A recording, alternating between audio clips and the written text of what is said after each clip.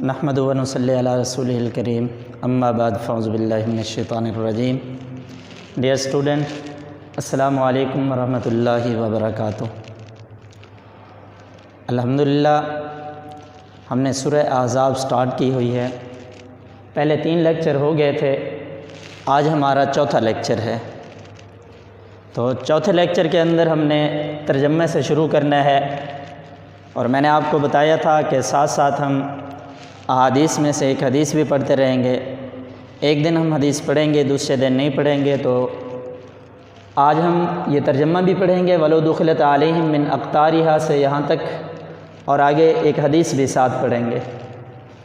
تو ترجمہ سٹارٹ کرتے ہیں۔ قرآن مجید کی آیت ہے وَلَوْ دُخِلَتْ عَلَيْهِمْ مِنْ أَقْطَارِهَا، وَلَوْ دُخِلَتْ عَلَيْهِمْ مِنْ أَقْطَارِهَا، اور اگر ان پر مدینہ کے اطراف سے فوجیں داخل ہوں، ثم سئلوا الفتنۃ، پھر وہ ان کو بلائیں لڑائی کے لیے، یعنی جنگ کے لیے ان سے سوال کریں، لآتوها، تو وہ ضرور آئیں گے۔ لآتوها، البتہ وہ ضرور آئیں گے۔ وما تلبسوا بها الا یسیرا، اور وہ نہیں ٹھہریں گے الا یسیرا، مگر بہت ہی کم۔ کیونکہ پیچھے ہم نے پڑھا تھا وما ہی بعورا، کہ وہ کہتے تھے کہ ہمارے پہلے گھر کھلے پڑے، حالانکہ ان کے گھر کھلے نہیں پڑے تھے، وہ تو صرف بھاگنا ہی چاہتے تھے۔ تو آگے بتایا کہ اگر ان پر اطراف مدینہ سے کوئی لشکر آ جاتا ہے، اطراف مدینہ سے کوئی فوج ان پر حملہ کر دیتی ہے، تو اگر آپ ان سے سوال کرتے ہیں کہ آپ ہمارے پاس آ جائیں لڑنے کے لیے، تو وہ انکار نہیں کریں گے، آپ کے پاس آئیں گے۔ آنے کے بعد پھر تھوڑی دیر ٹھہریں گے، اس کے بعد پھر چلے جائیں گے۔ اسی وجہ سے کہا وَلَوْ دُخِلَتْ عَلَيْهِمْ مِنْ أَقْطَارِهَا، اگر ان پر مدینے کے اطراف سے فوجیں داخل ہوں، ثم سئلوا الفتنہ، پھر آپ ان کو بلائیں، ان کو لآتوها، وہ ضرور آئیں گے۔ وما تلبسوا، اور نہیں ٹھہریں گے الا یسیرا، مگر بہت ہی کم دیر۔ وَلَقَدْ كَانُوا عَاهَدُوا اللَّهَ مِنْ قَبْلُ، البتہ تحقیق وہ پہلے بھی معاہدہ کر چکے ہیں اللہ رب العزت سے، لا یولن الادبار، کہ وہ کیا ہے، پیٹھ نہیں پھیریں گے، وہاں سے پیچھے نہیں ہٹیں گے۔ وَلَقَدْ كَانُوا، البتہ تحقیق، عَاهَدُوا اللَّهَ مِنْ قَبْلُ، وہ اللہ سے پہلے وعدہ کر چکے ہیں، لا یولن الادبار، کہ وہ پیٹھ نہیں پھیریں گے۔ وَكَانَ عَهْدُ اللَّهِ مَسْئُولًا، کیونکہ معاہدے کے بارے میں، عہد کے بارے میں پوچھ گچھ کی جائے گی، سوال کیا جائے گا۔ جب کوئی آدمی کسی سے وعدہ کرتا ہے تو وعدہ خلافی نہیں کرنی چاہیے، کیونکہ اس وعدے کے بارے میں سوال کیا جائے گا، پوچھا جائے گا۔ آگے اللہ رب العزت فرما رہے ہیں کہ اگر جس طرح یہ بہانے بنا رہے ہیں، وہاں سے میدان جنگ سے بھاگنا چاہتے ہیں کہ ہم موت سے بچ جائیں گے یا قتل ہونے کے ڈر سے بچ جائیں گے، اللہ رب العزت فرما رہے ہیں اگر یہاں سے یہ بچ گئے ہیں، نکل گئے ہیں، اپنے آپ کو بہانے تراش کر یہاں سے چلے گئے ہیں، لیکن یہ دنیا کے اندر ان کو بہت ہی کم نفع ہوگا، کیونکہ ہمارا عقیدہ ہے کل نفس ذائقۃ الموت، ہر نفس نے موت کا ذائقہ چکھنا ہے۔ جب ہر نفس نے موت کا ذائقہ چکھنا ہے، دنیا تو فانی ہے، چند روزہ زندگی ہے، ہمیشہ اور عبدالآباد کی زندگی جو ہے وہ مرنے کے بعد کی ہے۔ دنیا کے اندر اگر یہ کیا کرتے ہیں، موت کے ڈر سے پیچھے ہٹ جاتے ہیں یا قتل ہونے کے ڈر سے پیچھے ہٹ جاتے ہیں، تھوڑی دیر کے لیے، چند دنوں کے لیے، مہینوں کے لیے یا سالوں کے لیے نفع اٹھا سکتے ہیں، لیکن اس کے بعد تو انہوں نے کہا اللہ کے غضب کے اندر گرفتار ہونا ہی ہونا ہے۔ تو اس وجہ سے بہتر ہے اگر میدان جنگ کے اندر آ گئے ہیں تو وہاں سے پیٹھ نہیں پھیرنا، پیچھے نہیں ہٹنا، بلکہ سینہ تان کر آگے جانا چاہیے۔ آگے یہی بتایا قُلْ لَن يَنْفَعَكُمُ الْفِرَارُ، قل کہہ دیجئے ہرگز نہیں نفع دے گا تم کو بھاگنا، ان فررتم من الموت، اگر تم کیا ہے بھاگتے ہو موت سے، او القتل، یا قتل ہونے کے ڈر سے، وَإِذَا لَا تُمَتَّعُونَ إِلَّا قَلِيلًا، اس وقت تم کو نہیں نفع دے گا مگر بہت ہی کم، یعنی اس وقت جو تم نفع اٹھا سکتے ہو بہت ہی کم نفع اٹھا سکتے ہو۔ کیا ہے قل لن ينفع، قل کہہ دیجئے لن ينفعكم الفرار، ہرگز نہیں نفع دے گا تم کو بھاگنا، ان فررتم من الموت، فررتم کہتے ہیں بھاگنے کو، اگر تم بھاگنا چاہتے ہو موت سے، او القتل، یا قتل ہونے کے ڈر سے، وَإِذَا لَا تُمَتَّعُونَ إِلَّا قَلِيلًا، تو تم بہت ہی کم نفع اٹھاؤ گے، یعنی چند روزہ زندگی ہے، کتنے دن یہاں پر نفع اٹھا سکتے ہو، لیکن اگر اللہ کے راستے کے اندر مارے جاتے ہو، شہید ہو جاتے ہو، تو شہید کا مقام بہت اعلیٰ ہے۔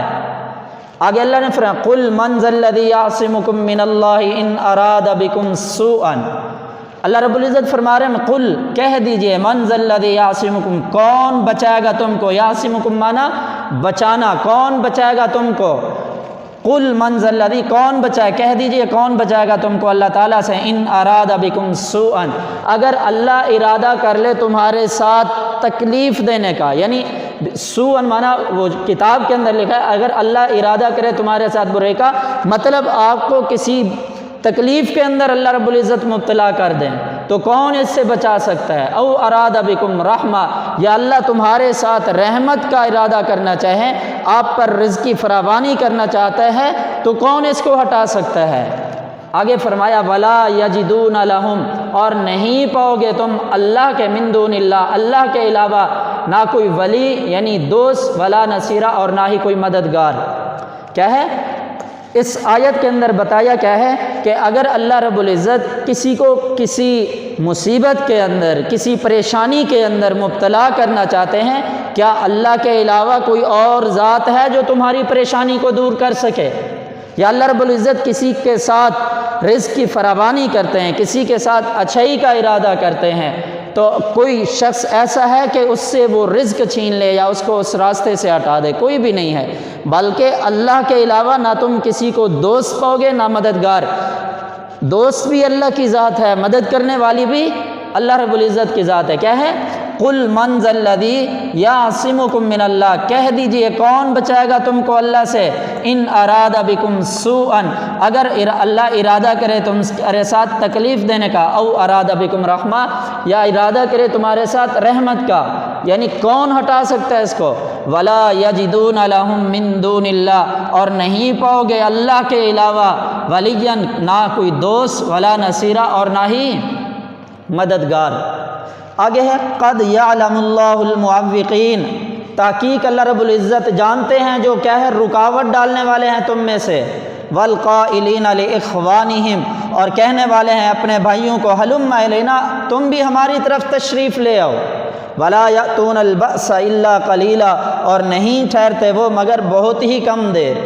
یعنی اس آیت کے اندر بتا رہے ہیں ایک تو خود نہ جانا میدان جنگ کے اندر، دوسرا ان لوگوں کے لیے رکاوٹ بن جانا جو میدان جنگ کے اندر جہاد کرنے کے لیے، تو اسی وجہ سے فرمایا قد یعلم اللہ المعوقین، تحقیق اللہ جانتے ہیں جو تم میں سے رکاوٹ ڈالنے والے ہیں، والقائلین لاخوانہم، کون ہے رکاوٹ ڈالنے والے؟ جو اپنے بھائیوں سے کہتے ہیں ہلم الینا، آپ بھی ہمارے پاس تشریف لے آئیے، ولا یأتون البأس الا قلیلا، نہیں ٹھہرتے وہ مگر بہت ہی کم دیر۔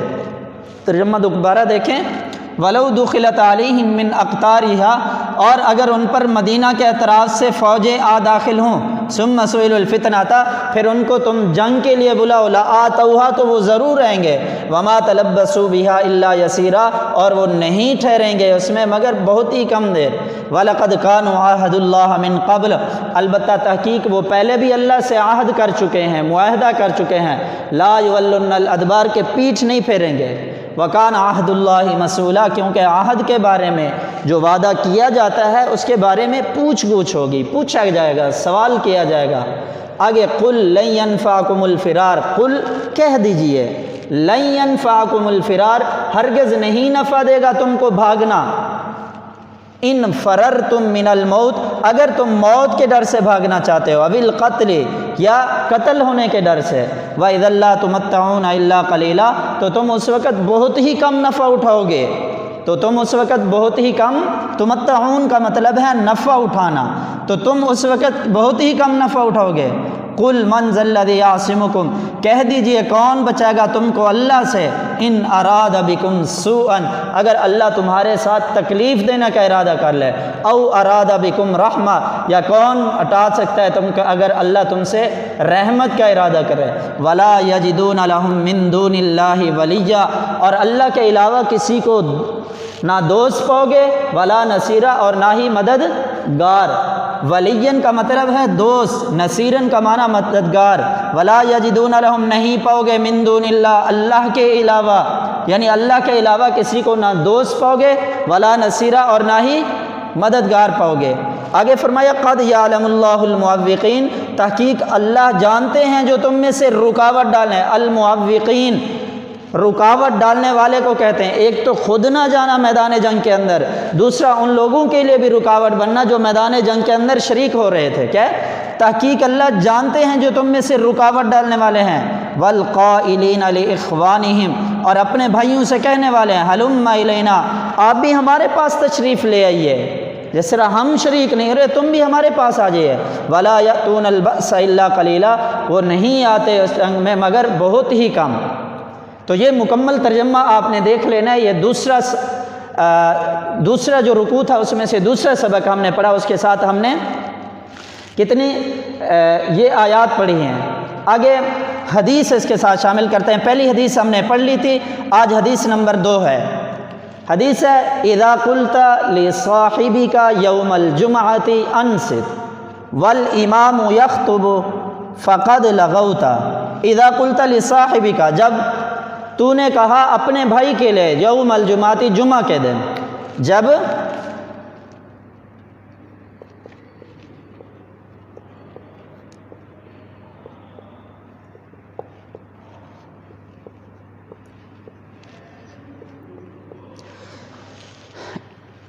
اذا قلت لصاحبک، جب تو نے کہا اپنے بھائی کے لیے، یوم الجمعۃ جمعہ کے دن، جمعہ کے دن، انصت خاموش ہو جا تم،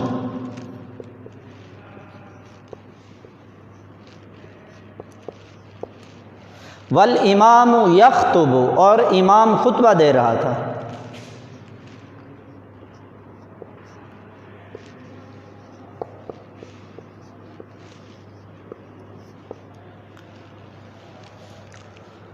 تو نے لغو بات کی۔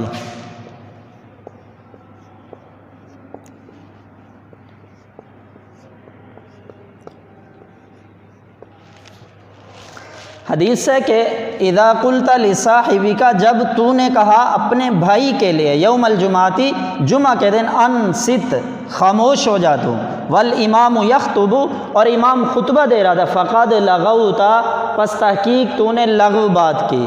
یعنی اس حدیث پاک کے اندر تشریح بتائی کیا جا رہی ہے کہ اگر آپ نماز جمعہ کے اندر شریک ہیں، امام نے خطبہ شروع کر دیا ہے، آپ خطبہ سن رہے ہیں یا جا کر بیٹھے ہیں، خطبہ شروع ہوا تو وہاں پر آپ خطبہ سنتے ہوئے ساتھ آپ کے کوئی بولنے لگا ہے، تو حدیث پاک کے اندر یہ فرمایا جا رہا ہے کہ ویسے تو خطبہ توجہ سے سننا چاہیے، واجب اور ضروری ہے، تو جب ہم نماز جمعہ کے اندر جا کر بیٹھ کر خطبہ سننے لگے، ہمارے ساتھ کوئی بول رہا ہے تو ہم اس کو یہ بھی نہیں کہہ سکتے انصت تو خاموش ہو جا۔ کہتے ہیں اگر آپ نے یہ بھی کہہ دیا اور امام خطبہ دے رہا تھا اس وقت، تو تیرا یہ اس کو کہنا یہ تیری لغو بات ہے، اس سے پرہیز کرنا چاہیے۔ ہاں اگر حتی الامکان کوشش آ بھی جائے، حتی الامکان ان کو خاموش کرنے کی ضرورت پڑ بھی جائے، تو ان کو کیا کہنا چاہیے؟ صرف اشارہ کر دینا چاہیے، یہ نہیں ہے کہ شور کر دیں، کیونکہ شور کر اگر آپ بولیں گے وہ بھی بول رہے ہیں، آپ کے بولنے سے فرق کیا رہ جائے گا؟ اور ہو سکتا ہے امام کے خطبے کے اندر خلل آ جائے، امام آپ کی طرف متوجہ ہو، خطبے کے اندر بھی خلل آئے گا، جو آیات اور حدیث پڑھ رہا ہے اس کے اندر بھی خلل آ جائے گا۔ تو کیا ہے حدیث کا ترجمہ؟ اذا قلت لصاحبک، جب تو نے کہا اپنے ساتھی کے لیے یعنی دوست کے لیے، یوم الجمعۃ جمعہ کے دن، انصت خاموش ہو جا، والامام یخطب، اور امام خطبہ دے رہا تھا، فقد لغوت، پس تو نے لغو بات کی۔ تو یہ اس کا ترجمہ ہو گیا۔ اب حدیث کے اندر بتایا جاتا ہے کہ اس حدیث کے اندر بتایا کیا جا رہا ہے، اس کا حدیث کا عنوان کیا ہے؟ آپ دیکھیں اس حدیث کے اندر خطبہ جمعہ کی اہمیت کو بیان کیا گیا ہے، خطبہ جمعہ کے آداب و اہمیت کو اجاگر کیا گیا ہے۔ تو حدیث کا عنوان کیا ہے؟ خطبہ جمعہ کی اہمیت بیان کی گئی ہے۔ حدیث کی تشریح قرآنی آیات سے آپ دیکھیں، پہلی آیت اس کے اندر ہے یا ایھا الذین آمنوا لا ترفعوا اصواتکم فوق صوت النبی، ایمان والوں کو کہا جا رہا ہے اے ایمان والو، لا ترفعوا اصواتکم، اپنی آوازوں کو بلند نہ کرو، فوق صوت النبی، نبی کی آوازوں پر، یعنی اس وقت آپ صلی اللہ علیہ وسلم کو حکم دیا جا رہا ہے، کیونکہ جب آپ خطبہ دیتے تھے، آپ صحابہ کی محفل کے اندر، مجلس کے اندر جب بیان کرنے لگتے تھے تو اس وقت کیا فرمایا جا رہا ہے؟ یا ایھا الذین آمنوا، اے ایمان والو، لا ترفعوا اصواتکم۔ ایسے ہی اگر آپ دیکھیں جو امام منبر رسول پر کھڑا ہو کر خطبہ دے رہا ہوتا ہے، گویا کہ وہ خلیفہ نبی ہے، کیونکہ مقام وہی ہے، منبر رسول ہے، وہاں پر کھڑے ہو کر جو بات کی جا رہی ہے وہ قرآن کی ہے، حدیث کی ہے۔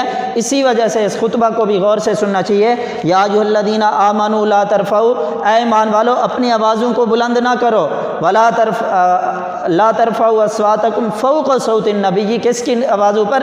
نبی کی آوازوں پر۔ دوسری جگہ ارشاد باری ہے وَإِذَا قُرِئَ الْقُرْآنُ، دوسری آیت، ایک آیت تو یہ ہو گئی، دوسری آیت کیا ہے؟ وَإِذَا قُرِئَ الْقُرْآنُ فَاسْتَمِعُوا لَهُ وَأَنصِتُوا لَعَلَّكُمْ تُرْحَمُونَ۔ وَإِذَا قُرِئَ الْقُرْآنُ، جب قرآن پاک پڑھا جائے، فَاسْتَمِعُوا لَهُ، تو غور سے سننا، توجہ سے سننا، وَأَنصِتُوا لَعَلَّكُمْ تُرْحَمُونَ، تاکہ تم پر کیا کیا جائے؟ رحم کیا جائے۔ دو آیتیں ہو گئی حدیث کی تشریح حدیث سے۔ اب دیکھیں کہ پہلے کیا تھا؟ حدیث کی تشریح قرآنی آیات سے، دو آیتیں بتائی ہیں۔ پہلی آیت کیا تھی؟ یا ایھا الذین آمنوا لا ترفعوا اصواتکم فوق صوت النبی، اے ایمان والو اپنی آوازوں کو بلند نہ کرو نبی کی آوازوں پر۔ دوسری آیت پڑھی وَإِذَا قُرِئَ الْقُرْآنُ فَاسْتَمِعُوا لَهُ وَأَنصِتُوا لَعَلَّكُمْ تُرْحَمُونَ، جب قرآن پاک پڑھا جائے تو غور سے سنو، توجہ سے سنو، وَأَنصِتُوا لَعَلَّكُمْ تُرْحَمُونَ، تاکہ تم پر رحم کیا جائے۔ آگے حدیث کی تشریح حدیث سے آ رہی ہے۔ حدیث پاک کے اندر آتا ہے کہ حضور صلی اللہ علیہ وسلم کو بتایا گیا تم خطبہ کے دوران خاموش رہو اور اپنی جگہ پر بیٹھ جاؤ، یعنی حدیث ہے آپ صلی اللہ علیہ وسلم کا ارشاد ہے تم خطبہ کے دوران خاموش رہو اور اپنی جگہ پر بیٹھ جاؤ۔ جیسے حدیث پاک کے اندر آتا ہے کہ آپ صلی اللہ علیہ وسلم خطبہ دے رہے تھے، خطبہ کے دوران کچھ صحابی کہے، ایک صحابی کے بارے میں وہ مسجد کے اندر داخل ہو رہا تھا، جب آپ صلی اللہ علیہ وسلم نے فرمایا جو کھڑے ہیں وہ بیٹھ جائیں خطبہ غور سے سنیں، تو وہ صحابی مسجد کے دروازے میں ہی بیٹھ گیا، ایک پاؤں باہر ایک اندر، ادھر ہی بیٹھ گیا۔ تو کیا ہے؟ خطبے کو خاموشی سے سننا اور بیٹھ جانا، مسجد کے اندر جا کر بیٹھ جانا۔ آگے تم خطبہ کے دوران خاموش رہو اور اپنی جگہ پر بیٹھ جاؤ۔ آگے حدیث کی تشریح، مذکورہ آیات اور حدیث کے اندر بتایا کیا گیا ہے، اس کے اندر آپ دیکھ لیں کہ اللہ رب العزت نے قرآنی آیات کے اندر اور حدیث پاک کے اندر کیا فرمایا ہے کہ اور اس کے آداب بیان کیے ہیں ان آیات کے اندر، ان کی تفصیل بیان کر رہے ہیں۔ پہلی علم کا پہلا ادب یہ ہے کہ بات خاموشی سے اور توجہ سے سننا۔ قرآن کی آیت پڑھی وَإِذَا قُرِئَ الْقُرْآنُ فَاسْتَمِعُوا لَهُ، توجہ سے سننا، وَأَنصِتُوا لَعَلَّكُمْ تُرْحَمُونَ، خاموش اور توجہ سے سننا۔ دوسرا ادب اس کے اندر ہے جمعہ کے خطبہ میں واعظ اور نصیحت کو توجہ سے، کیونکہ وہ جو واعظ و نصیحت کی جاتی ہے خطبے کے اندر تو اس کو انسان کیا کرے؟